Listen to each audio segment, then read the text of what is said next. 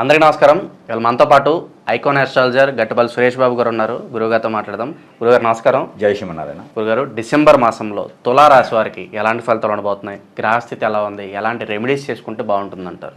ఈ తులారాశి వాళ్ళకి ఈ సంవత్సరం మొత్తం కూడా ఎలా ఉంటుందో స్టెబుల్గా, అంటే ఒడిదుడుకుల మధ్యలో కొంతకాలం నడిచినాయి. అయితే అలానే నడుస్తుందని చెప్పుకోవచ్చు. డిసెంబర్ మాసంలో ముఖ్యంగా చూసుకుంటే కనుక ఈ తులారాశి వాళ్ళకి చిత్తా, స్వాతి, విశాఖ 3 నక్షత్రాలు ఉంటాయి.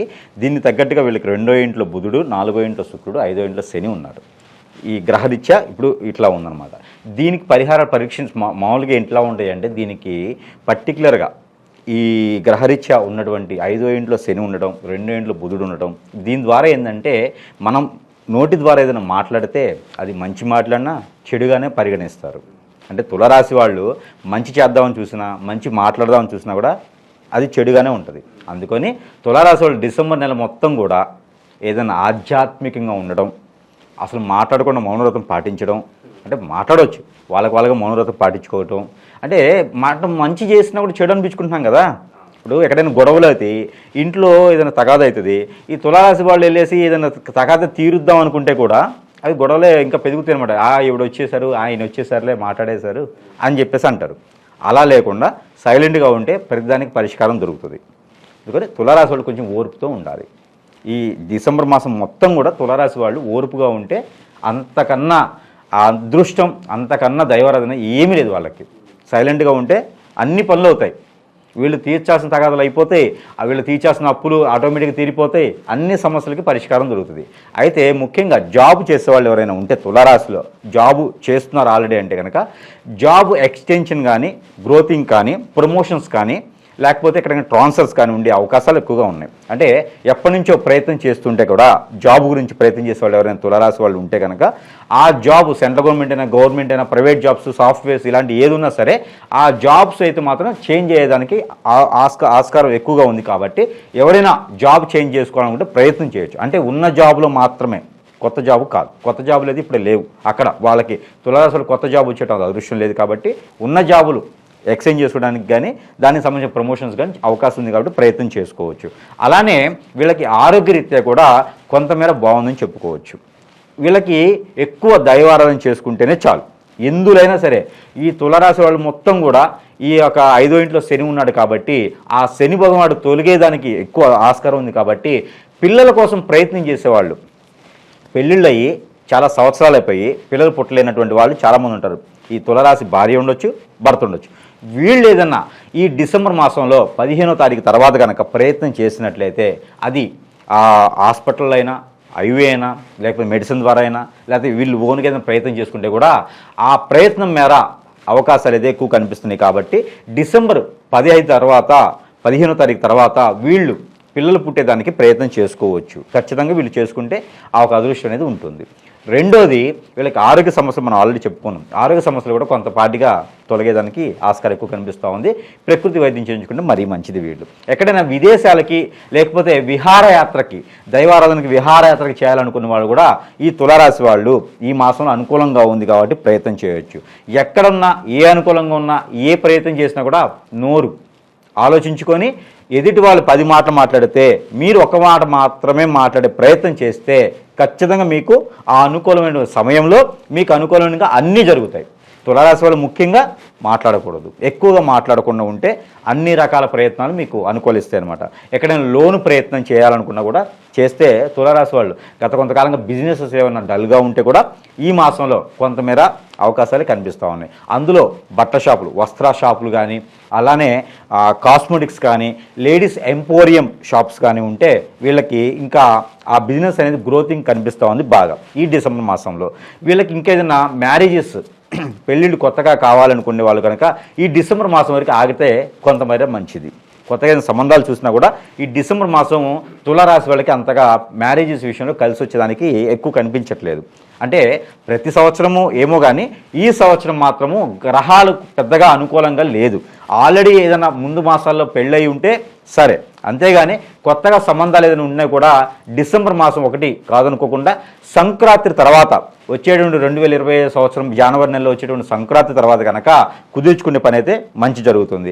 డిసెంబర్ మాసం మొత్తం కూడా మ్యాచెస్ కానీ పెళ్ళిళ్ళకి కానీ ఈ తులారాశి వాళ్ళకి అంత అనుకూలంగా అయితే కనిపించట్లేదు. అది లవ్ మ్యారేజ్ అయితే కూడా అంత సక్సెస్ఫుల్గా కనిపించట్లేదు.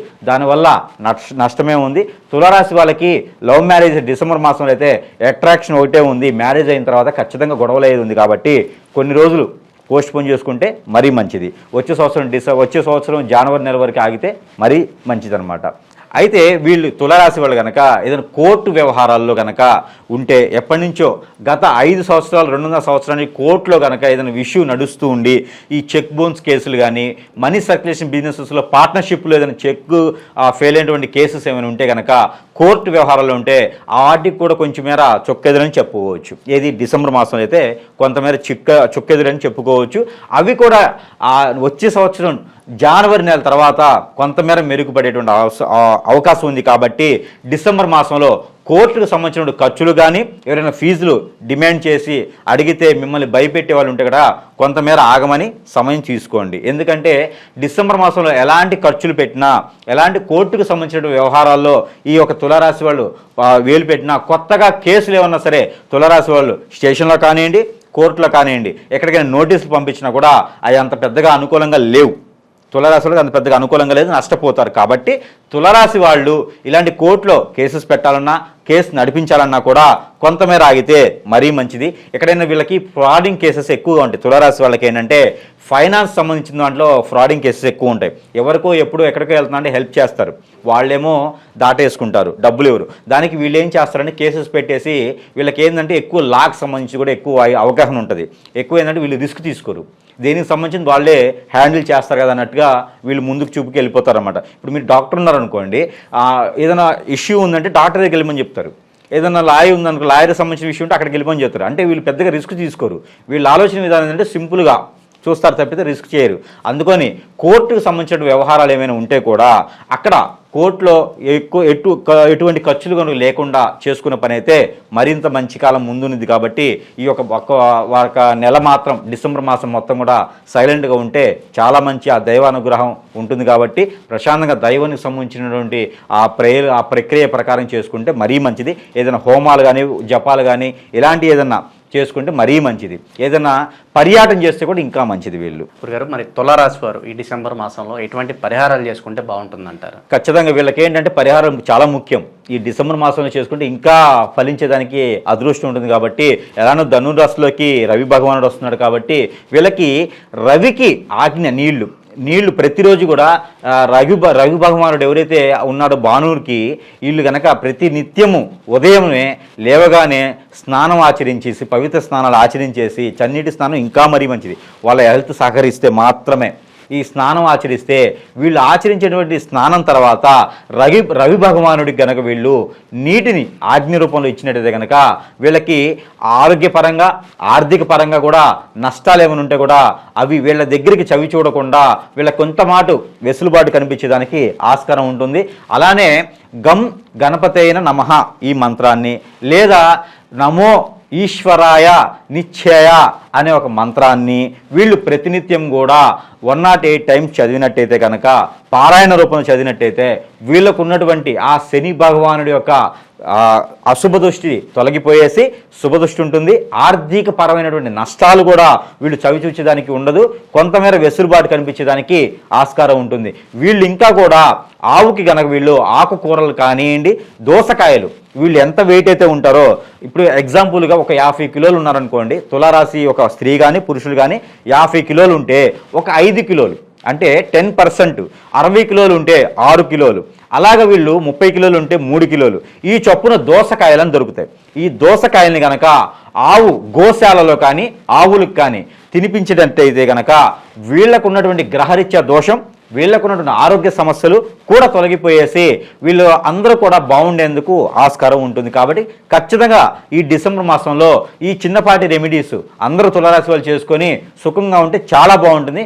అందులో మనం ప్రతి మాసం ఇస్తున్నట్టుగానే ఈ తులారాశి వాళ్ళకు కూడా నెంబర్ ఇవ్వడం జరుగుతుంది. ఇవి గ్రహరీత్యా దోషాలు ఉన్నా కూడా తొలగిపోయేందుకు ఆ గ్రహాలకు సంబంధించినటువంటి నెంబర్ అనేది కూడా వీళ్ళకు కూడా ఇవ్వడం జరుగుతుంది. కాబట్టి ఆ నెంబర్ తులారాశి వాళ్ళకు వచ్చేసి 892536 892536 అనే ఈ నెంబర్ని కనుక ప్రతినిత్యము ఒక 122 సార్లు కనుక జపం కానీ పారాయణం కానీ చేతులు ఏదన్నా తినేటువంటి ఐటెం పెట్టుకొని ఆ నెంబర్ని మనం జపం చేసుకొని అది మనం తినేసేలాగుంటే వీళ్ళకున్నటువంటి ఎలా అయితే మన పరిహారాలు చెప్పామో ఆ పరిహారాలు ఏమి చేసినా చేయకున్నా కూడా కుదిరినప్పుడు అవి చేసుకుంటూ నెల మొత్తం ఒకసారి చేసుకున్నా ఇది ప్రతిరోజు చేసుకుంటే కూడా వాళ్ళకి అదృష్టం అనేది వస్తుంది. కాబట్టి ప్రతి ఒక్క తులారాశి వాళ్ళకి అందరూ బాగుండాలని నేను కోరుకుంటూ అందరికీ కూడా హ్యాపీ న్యూ ఇయర్ అడ్వాన్స్గా 2020 సంవత్సరంలో తులారాశి వాళ్ళు అందరూ కూడా బాగుండాలని నేను కోరుకుంటూ ఉన్నాను.